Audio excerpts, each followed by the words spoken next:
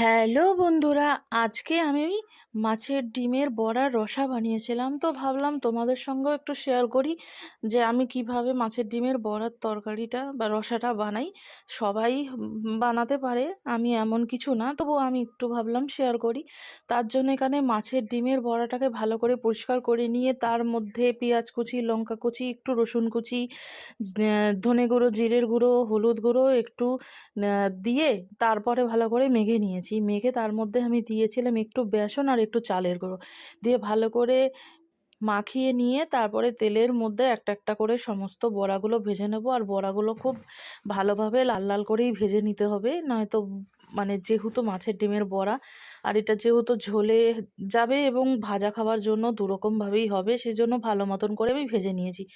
ভেজে নিয়ে অন্য একটি কড়াইয়ের মধ্যে সামান্য তেলের মধ্যে নুন হলুদ দিয়ে আলুও দিয়ে দিয়েছি। আলুটাকেও ভাজা ভাজা করে নেব। এটা একবেলার জন্য হচ্ছে, তাই জন্য আলুর পরিমাণও কম দেওয়া হয়েছে আমার আর এবং বরের জন্য দুটো দুটো করে আলু। তো আলুটা ভাজা হয়ে যাওয়ার পর ওই তেলের মধ্যে গোটা জিরে ফোড়ন দিয়ে এবার তার মধ্যে গোটা গরম মশলা আর তেজপাতা ফোড়ন করে নিব। ফোড়ন করে নিয়ে তার মধ্যে এবার একে এক করে সমস্ত কেটে রাখা সবজিগুলো দিয়ে দিলাম। এখানে রয়েছে পেঁয়াজ, কাঁচা টমেটো, পাকা টমেটো, আর রয়েছে ক্যাপসিকাম, 3 রকমের ক্যাপসিকাম দিয়ে ভালো করে এটাকে একটু নাড়াচাড়া করে প্রথমে একটু ভালো মতন করে ভেজে নেব কিছুটা।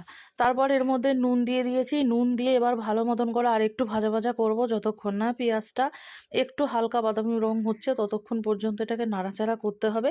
তো এটা ভাজা ভাজা করতে করতে দেখো ভাজা প্রায় হয়ে গেছে। তখন আমি এর মধ্যে আদা রসুন বাটা, টমেটো বাটা আর সাথে রয়েছে একটু পেঁয়াজ বাটা একসাথে করে দিয়ে দিয়েছি। দিয়ে এবার ভালো করে কষাবো। আমি প্রত্যেকটা রান্নাতেই কুচানো পেঁয়াজের সঙ্গে পেঁয়াজ বেটেও দিই, তাতে টেস্টটা একটু ভালো হয়। তারপরে এখানে সব গুঁড়ো মশলাগুলো দিয়ে দিলাম, যেমন জিরে, ধনে, হলুদ আর লঙ্কার গুঁড়ো দিয়ে আর একটু জল দিয়ে ভালো করে এটাকে কষিয়ে নেব। তার আগেও সামান্য জল দিয়ে তারপরে আমি মশলাটা দিয়েছি, নাহলে পুড়ে যেতে পারে, যেহেতু আমার তেলটা আজকে অনেক কম আছে রান্নায়, সেই জন্য। তারপরে আরও একটু জল দিয়ে দিলাম। জল দিয়ে এবার ভালো মতন করে এটাকে শুকনো করে নিতে হবে যতক্ষণ না মশলার গা থেকে তেল ছাড়ছে। তো দেখো তেল কিন্তু ছাড়া অলরেডি স্টার্ট হয়ে গেছে, তো আমার মশলাও কষানো হয়ে গেছে। এবার আমি এটার মধ্যে আলুগুলো দিয়ে দেবো।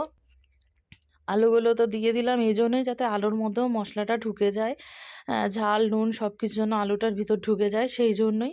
তো আলুটা দিয়ে একটু নাড়াচাড়া করে এবার পর্যাপ্ত পরিমাণ জল দিয়ে দিয়েছি। খুব বেশি জল দেওয়ার প্রয়োজন নেই, যতটুকু জল দেওয়ার ততটুকুই দিয়েছি। দিয়ে এবার আলুটা সেদ্ধ করে নিয়েছি। ঝোলও অলরেডি অনেক কমে গেছে।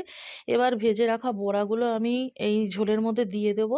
দিয়ে খুব বেশি ফোটানোর দরকার নেই, নাহলে বড়া সমস্ত ঝোল টেনে নেবে, সেই জন্য হালকা করে এই 2 থেকে 3 মিনিটের মতনই আমি বড়াটা দিয়ে ফুটিয়ে নিয়েছিলাম। আর ঝোলটাও অনেকটা কমে গিয়েছিল। তারপরে এরকম একদম মাখা মাখা টাইপের হয়ে গেছে। তো আমার এরকমই মাছের ডিমের বড়ার তরকারি খেতে ভালো লাগে। আর আজকে আমি গরম মশলার গুঁড়ো অ্যাড করিনি, কারণ আমার মনে হলো আজকে না দেওয়াটাই বেটার, তাই আমি দিইনি। তো এইভাবেই একদিন করে দেখো। হর হর মহাদেব।